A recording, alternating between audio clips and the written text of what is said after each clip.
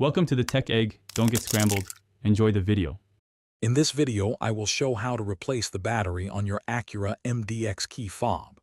This is an easy process that you can do yourself in just a few minutes. First, you'll need a small flathead screwdriver and a fresh CR 2032 coin battery. Begin by locating the small release button on your key fob, usually on the side or back, and slide out the emergency key.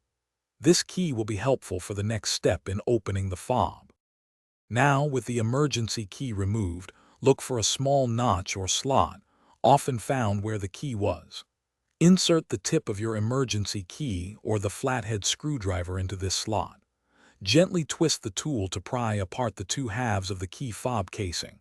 Take your time and apply steady, gentle pressure to avoid damaging the plastic. You should hear a small click as the halves separate. Once the key fob is open, you'll clearly see the old battery nestled in its compartment. Use your small screwdriver to gently pop it out of its holder, being careful not to bend any contacts. Take your new CR 2032 battery and insert it into the compartment, ensuring the positive side, which is marked with a plus sign, is facing upwards.